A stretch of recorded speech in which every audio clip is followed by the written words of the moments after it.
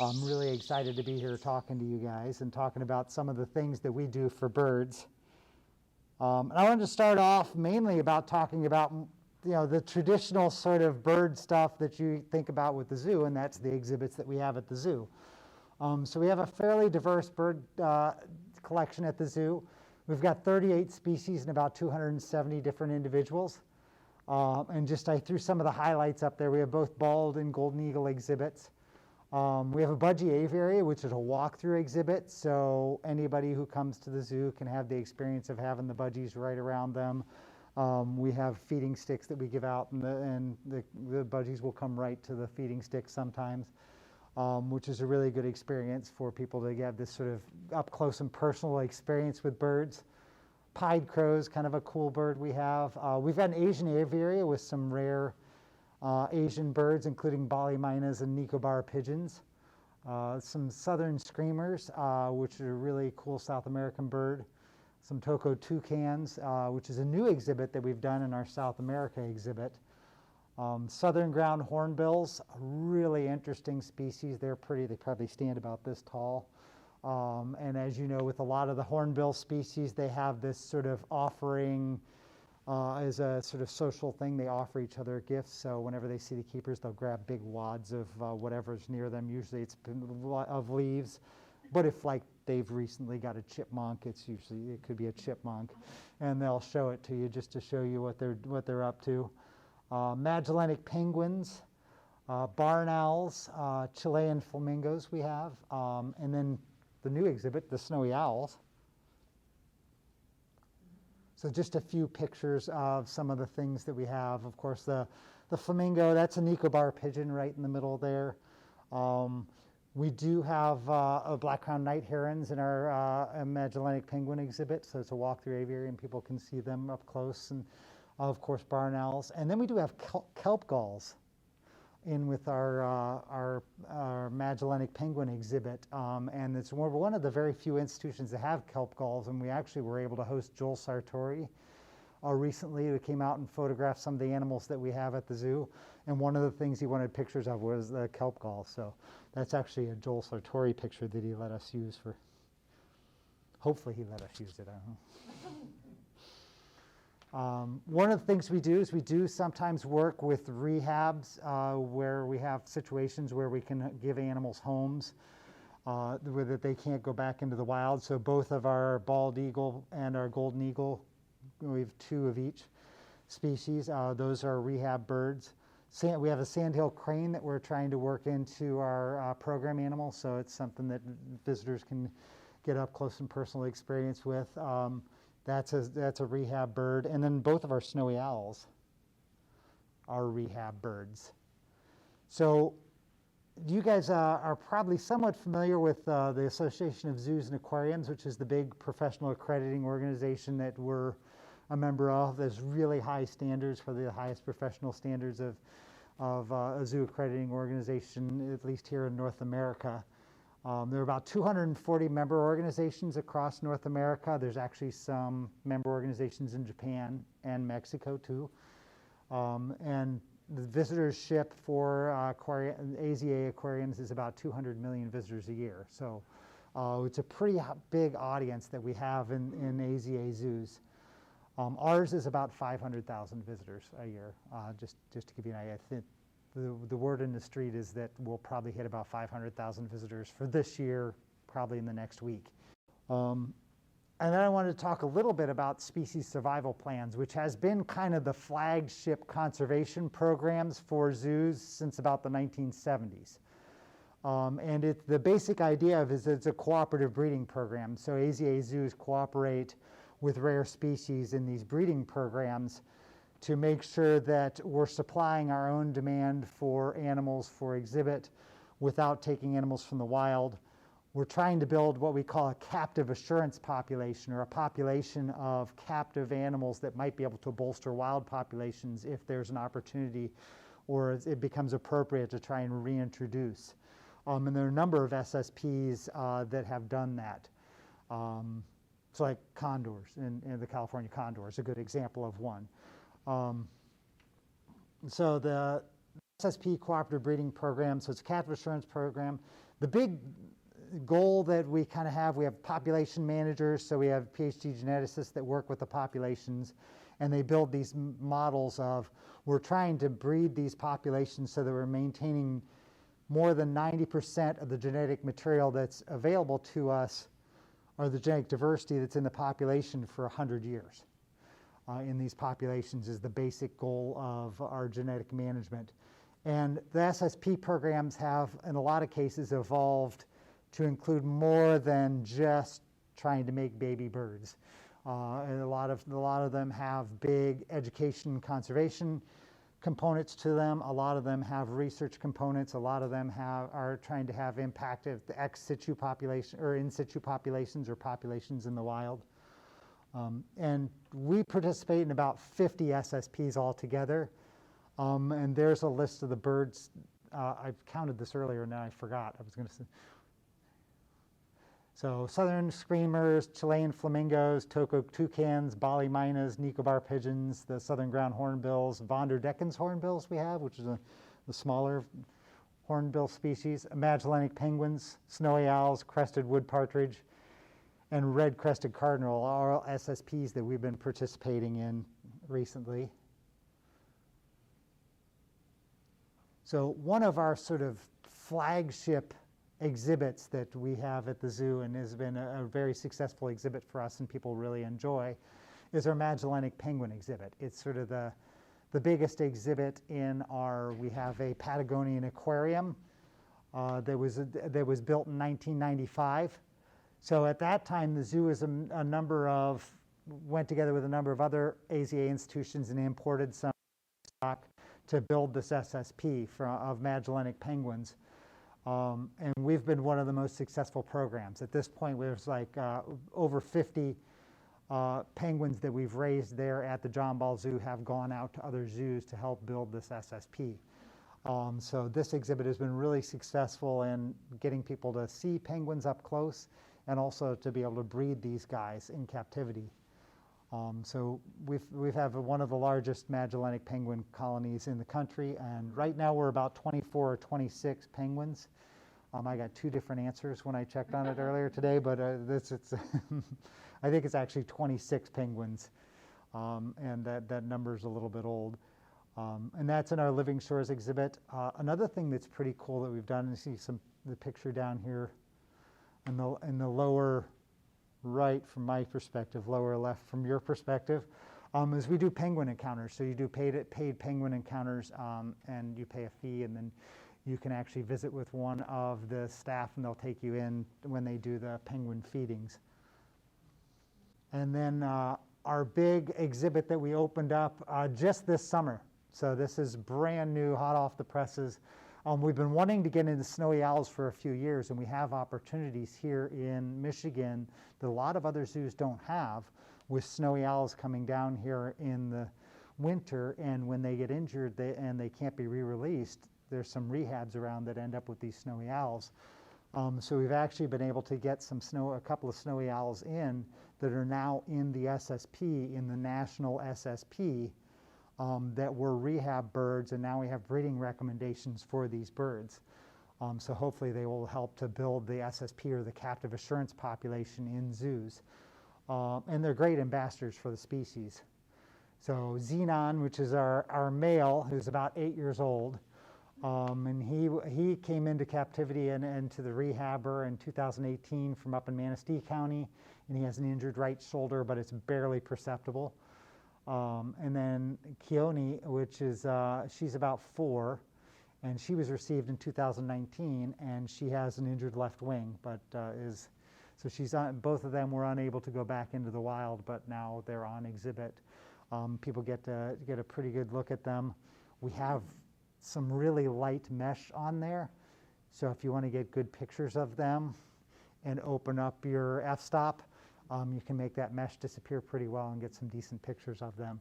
And we have seen some breeding behavior, but we haven't had eggs from them yet, but they've just recently met each other and are getting acquainted. So hopefully we'll get some offspring from these guys.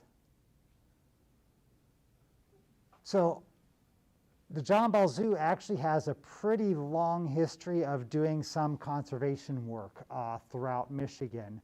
And there have been a couple of opportunities for us to do conservation work in the past. And so just wanted to talk about a couple of things we've been involved in over the years and sort of transition that into what we're doing now. The Great Lakes piping plover, I'm betting most of you are pretty familiar with the Great Lakes piping plover and how important Michigan is to that population of plovers. So, you know, of course, they were an endangered shorebird, declined down to 13 pairs in the 1980s. So you can see from the graph down there in the lower right, from your perspective, the numbers over the years. But one of the sort of problems with the population and one of the challenges that they had for recovery was that if the plovers got scared off the nest or eggs got abandoned, incubating those eggs and getting them back out into the field was a big challenge. And so one of the things that somebody had the idea of was, we've got all these zoos that have experience raising eggs and chicks. Can we leverage that experience into being able to help these piping plovers in the field?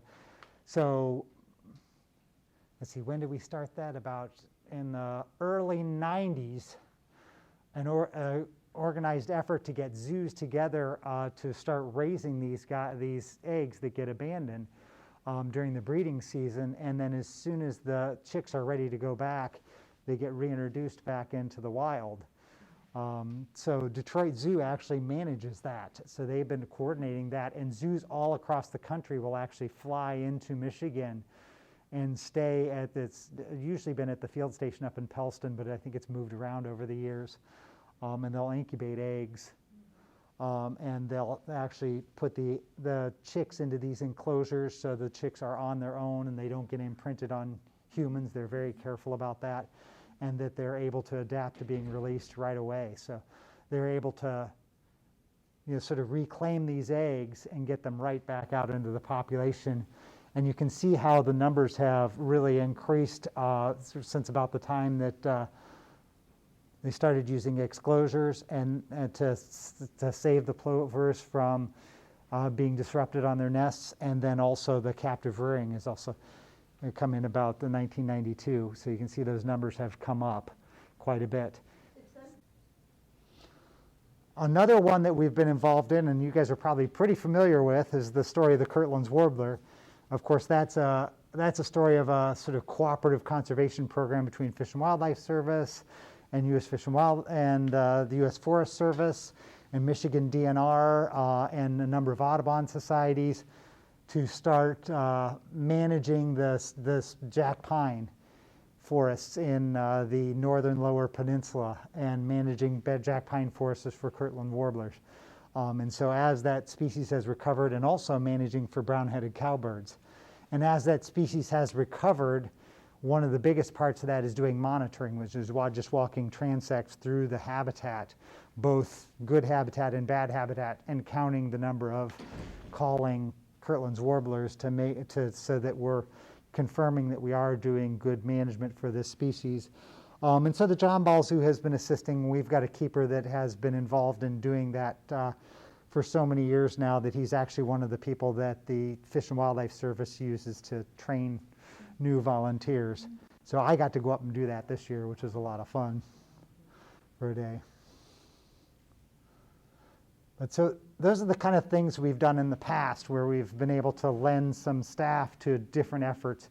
So in 2019, we decided that we wanted to get more involved and do more direct conservation stuff and become more of a leader rather than just helping out here and there for projects as the opportunity arose. So in 2019, we brought in some advisors to put together what we call a conservation strategic plan. And here's some of the basic components of that, of what we came up with that conservation strategic plan. The concept of starting at home was one of the things that was really important to the staff. So one of the parts of our conservation strategic plan is at least 51% of our efforts for conservation are going to go to Great Lakes projects. So more than half of whatever we do is going to have to be in the Great Lakes. Demonstrating leadership, so doing projects where we can be more of a leadership role and sort of increase our impact in the field. Championing change, so walking the walk, so being good conservation leaders in addition to trying to help out with these projects. So things like trying to go, the zoo is working really hard to go carbon neutral and doing things like adding green roofs. Engaging constituents, so making sure that as we do all of these projects, we're making sure that we're telling the tale of these conservation projects and engaging our guests and communities and also other zoos. So, you know, one of the things that was really interesting that we had all these projects that we're doing, including Kirtland's warblers and piping plovers and eastern Massasauga rattlesnakes. And before we started this conservation strategic plan, we realized that we very rarely ever told guests about those projects. So even though we were putting all this effort in, so we put up some new graphics and we're putting more of that stuff out into our social media.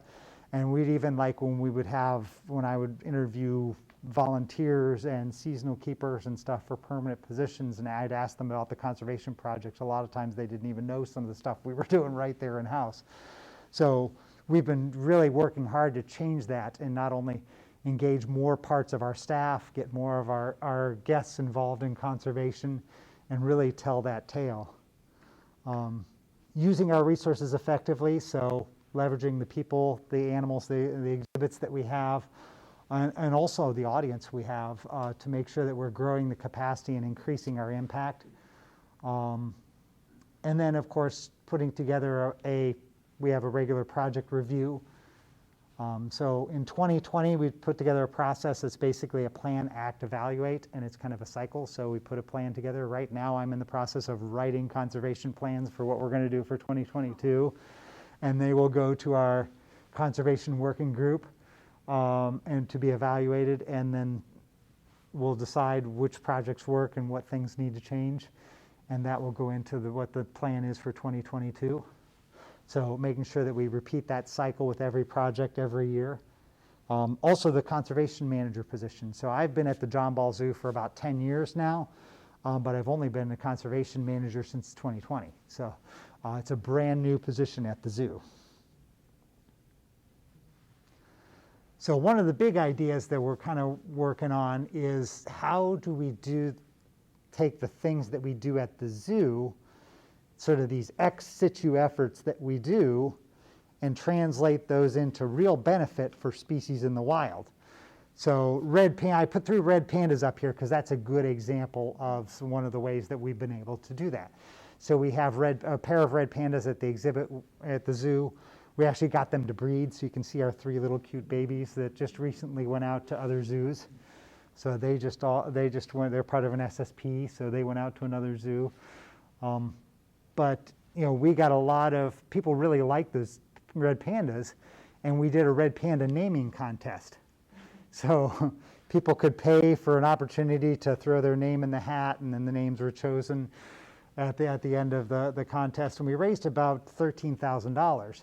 So that $13,000 went directly to a partner we've been working with called Red Panda Network.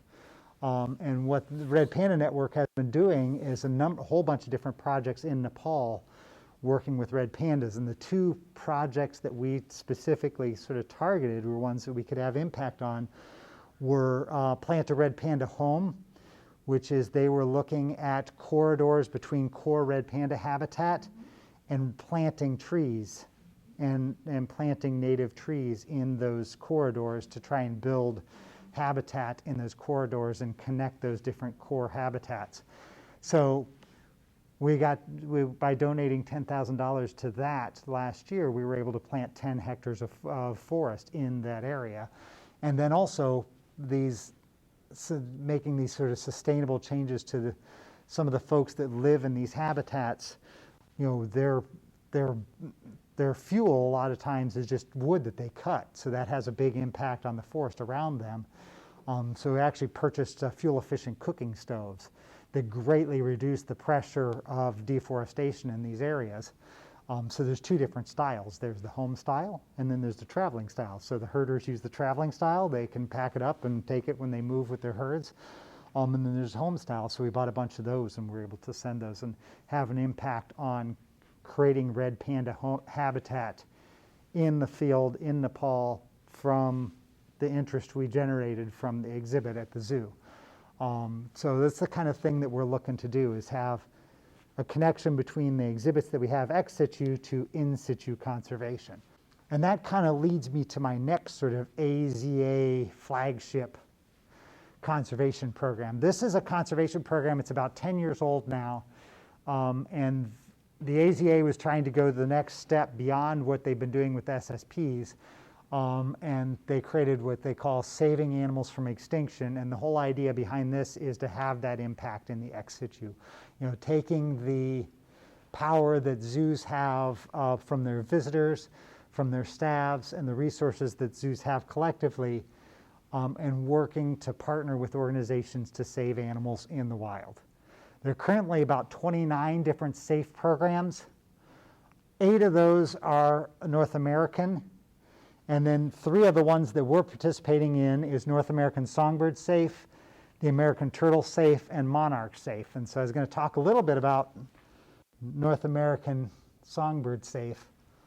And just to give you a little teaser, Matt Oglaski from Lincoln Park Zoo is one of the steering committee members for North American Songbird SAFE. He's a really active birder and a great speaker, and his family is from Grand Rapids, so you might be able to lure him in at some point. But so obviously the songbird conservation, there's a lot of songbird conservation need, and this is probably nothing that any of you will be surprised by. U.S. Fish and Wildlife Service lists 99 different North American songbirds as birds of conservation management concern.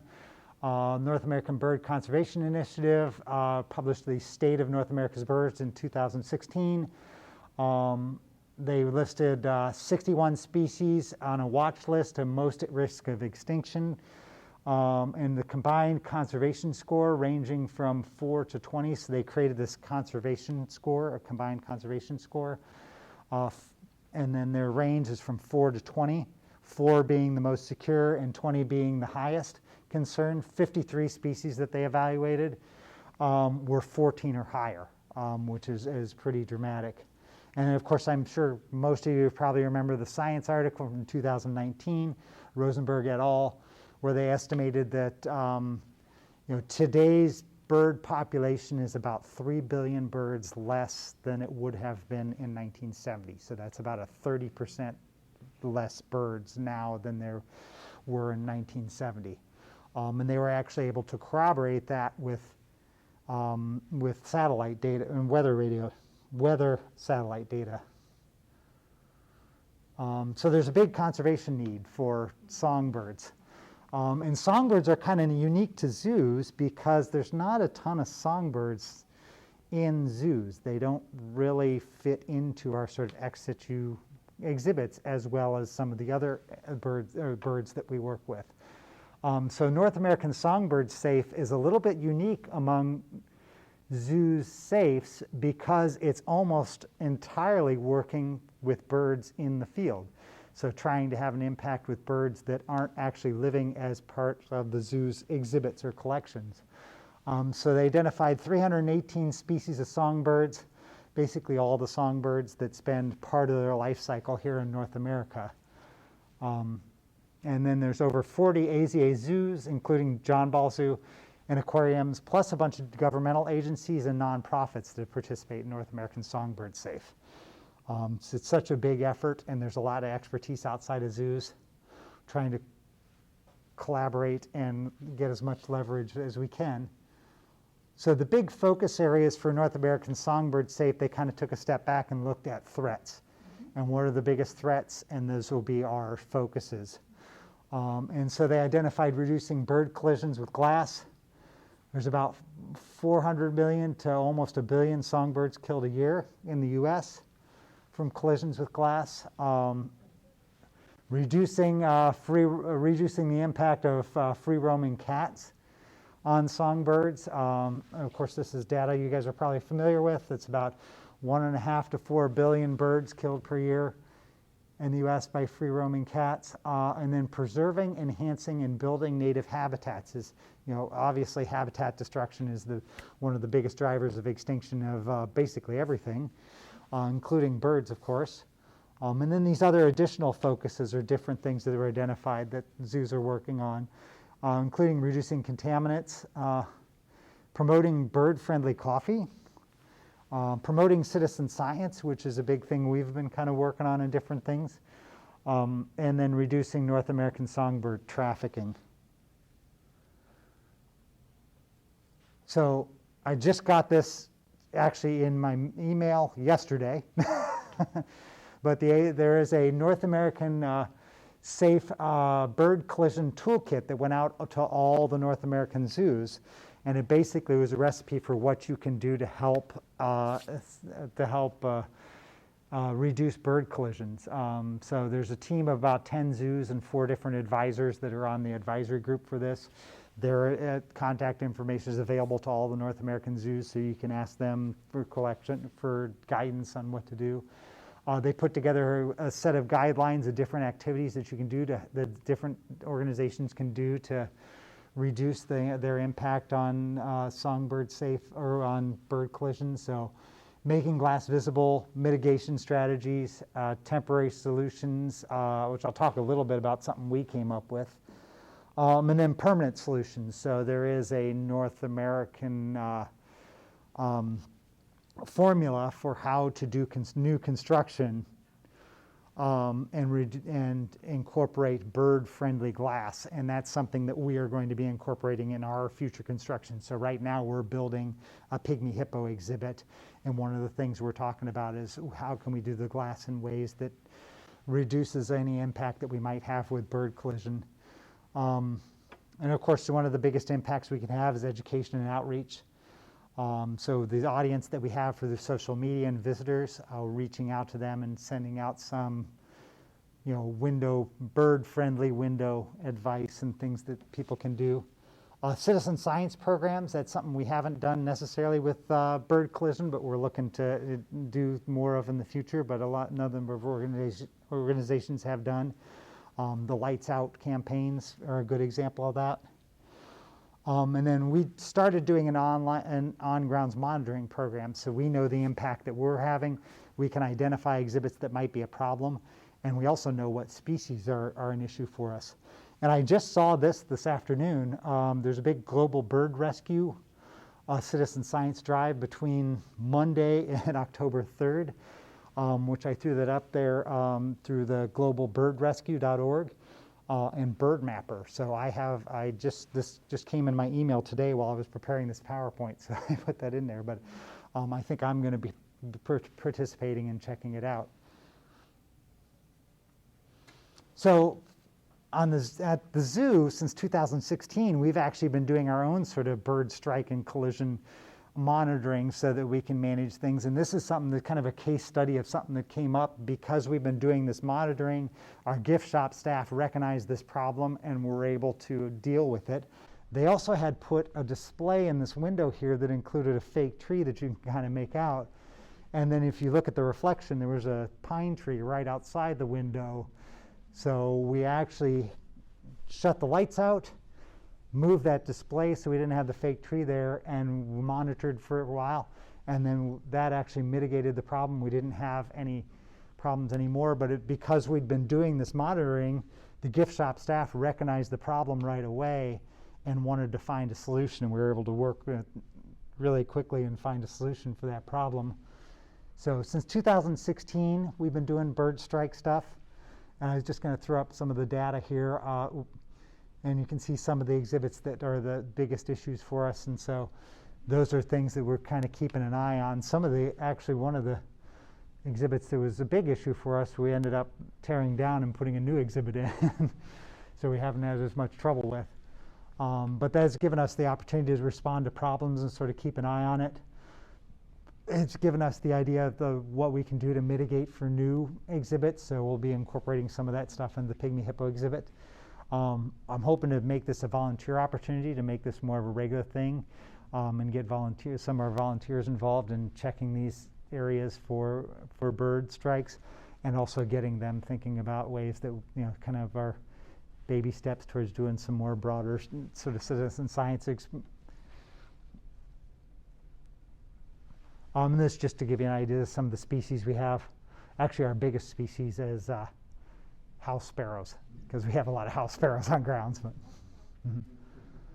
But in most cases, you can see almost all of the species that it's just a one bird that we've had. Another thing that we've just recently done that's pretty exciting is Motus Tower. So how many of you have heard of Motus before? Because I hadn't heard about it before. It's a few of you. It's actually a Canadian organization that started doing, and the idea is they're attaching little radio transmitters to birds when they're doing bird banding efforts. And the transmitters will send out just a ping to towers that pick up the information. And those towers connect to little Strawberry Pi computers that are connected to a network that then report that data to Motus. So if a bird flies by a Motus tower and the tower detects that transmitter, they get that locality. The bird flew within, in our case, it's about 9 miles of one of these towers. That data is reported to Motus, and they know when the bird was tagged, where it was seen, and the dates of or where it was detected, and those dates. And it's really valuable information on bird migration. It can also be used with birds, with bats and butterflies. And in fact, I don't know if probably some of you do some monarch stuff too. And there's been a big debate in the monarch group recently about whether or not, when you raise monarchs in captivity, especially indoors, and then release them hoping to help them out, whether or not they're disoriented and whether or not they know how to migrate south. And somebody just published a study where they took a bunch of monarchs, raised them indoors, and then released them, and found for the first day or so they were disoriented, but then they oriented themselves and migrated south normally. And that data was all collected with Motus towers. So when they released the butterflies, they put these tiny little transmitters on them, turned them loose, and then the butterflies were detected along these Motus towers on the migration route that they should be at the time they should have been there, which was good information. Create a line of Motus towers across southern Michigan. And he reached out to us, and we put one. We're actually one of the first ones north of that line that he's and one of the only ones here in West Michigan. So I don't know if you know any place that would be interested in something like that, close to some place like Lake Michigan or anything like that. But so he's got a pretty good array. We just came online. The other thing that's been really fun with this is we worked with Grand Rapids Amateur Radio Association, a couple of guys there that worked really hard to help us get the tower up. They have the expertise to put these towers and these antennas up. That's what they did, and they came out and volunteered to do it for us, and were really fun to work with. But just to give you a little bit of an idea of, this is a graphic from the Motus website showing all the blue dots are, of course, Motus towers. You can see a lot of them are in Canada, but there are some down in South America and the Caribbean, and then all the way up into the Arctic. And then Swainson's thrush was really cool. We see Swainson's thrush on grounds.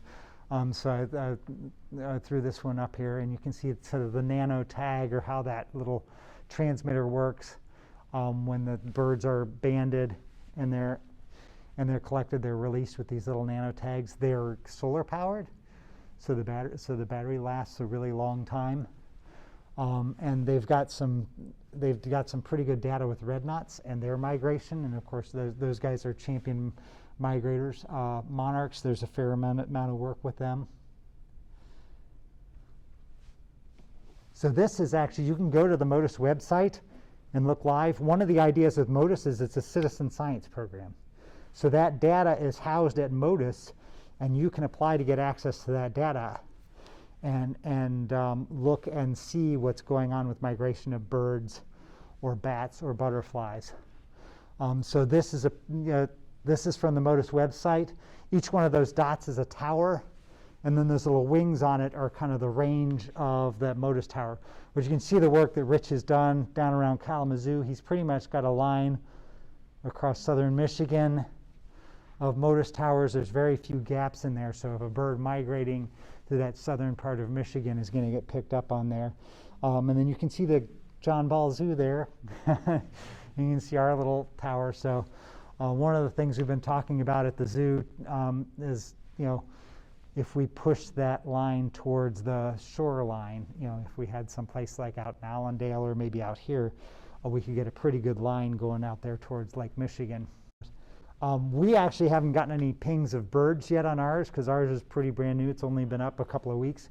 But just I threw up a little bit of the data that I got. This is straight off the MODIS website, so you can go right to the MODIS website and look right there and see this data here. This is from Rich Keith's tower that he's got down in Kalamazoo area, but you can see the eastern whippoorwill, Swainson's thrush, red knot, red start. That red start, if you look, see the tag deployment, that's actually just you can click on that and it will show you exactly where that tag was deployed. That red start was tagged in Jamaica.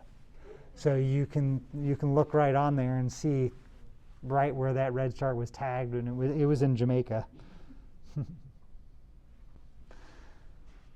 So one of the other things I wanted to talk a little bit about was safe was monarchs. I know they're not birds. I know I'm a new birder, but but and there's probably a lot of parallels. A lot of you are probably very familiar with the story of the monarch declines in the U.S., and it's been pretty dramatic. And of course, Fish and Wildlife Service recently acknowledged that they do warrant listing by the numbers that are there. They're included by other priorities that Fish and Wildlife Service has now, which is actually Monarch Safe has treated that as a call to action. So that is really, it's really citizens need to be doing the science to save the species. So we have been doing monarch events for many years. We've done head starting, we've done public events. In fact, Sunday, we're having our big Monarch Day. We're going to release 350 monarchs with Monarch Watch tags. We've given out native flowering plants on grounds. And we're going to be doing more of that kind of thing. But one of the things I think is really exciting about monarchs is this is an endangered species that shows up in your front yard. If you've got milkweed, whatever, pretty much everybody, whether you have a giant, spread with lots of native plants or you just have a little apartment or something, you're going to have monarchs showing up in your area. So this is an endangered species. It's not like a red panda that it's very rare and it's just going to be at that one little thing at the zoo. This is something that anybody who's an audience of the zoo can have a very, very big impact for this species by planting native plants, planting nectaring plants, and reducing your herbicide use. So one of the things that there's a Monarch Safe and there's a Songbird Safe. We talked about Songbird Safe. Monarch Safe and Songbird Safe actually have been very smart and strategic. Some of their goals overlap, and that is very smart and strategic because a lot of the things that are good for monarchs are also good for songbirds. So the sort of habitat protection and restoration that Monarch Safe is really pushing would also be, and the contaminant reduction would also be good impact for monarch and songbird, or for songbirds. So we've been talking about our next step, and this is something that's our big plans for the future. Is our sort of Habitat Heroes and Pollinator Pals, which is a big cooperative effort for the John Ball Zoo to start doing some monarch and songbird restoration. So in the spring, promoting nectaring plants, pollinator-friendly plants, and then in the fall, promoting some native tree planting, and try and do that all around the city of Grand Rapids. And then if and when that is successful, that's something that we could scale up to moving beyond there. So it's sort of using our resources to encourage the public to save a species. Lots of potential partners like Audubon societies, Friends of Grand Rapids Parks, River City Wild Ones is another one. There's a big citizen science component. As you guys are probably aware of, there's tons of bird citizen science things, eBird to the spring Christmas bird counts that we can promote. And it can also get people very engaged in, when I've done this habitat restoration, I'm also counting these birds and these butterflies in my area. And of course, Monarch Watch and Journey North have great programs. So that's kind of our next big thing, hoping to sort of scale up. So we're starting on Sunday by giving out a bunch of, we're going to give out some butterfly weed and with some instructions on how to plant it, and also ask people to give us an email address so that then we can follow up and see, did you plant this with other pollinators? How did it go? And then we actually have some metrics of, we can go back and count and see how successful we were and do that sort of plan and then evaluate and adjust and go back and do it again. The other thing I wanted to throw up here is that John Ball Zoo is an eBird hotspot, and we got 94 species listed. And I'm hoping we can get to 100 by the end of the fall. I think that it should be pretty doable. But it actually, we've been working with a partner that's been doing power-chic skipperling, which is a very rare butterfly, and he is also a big-time birder. So I mentioned this to him a week ago, and every time I've talked to him, that number's ticked up. So, yeah, so that is kind of what we have going for bird conservation at John Ball Zoo. I threw up my email address here, so feel free to reach out to me, and I was just going to open it up for questions or comments or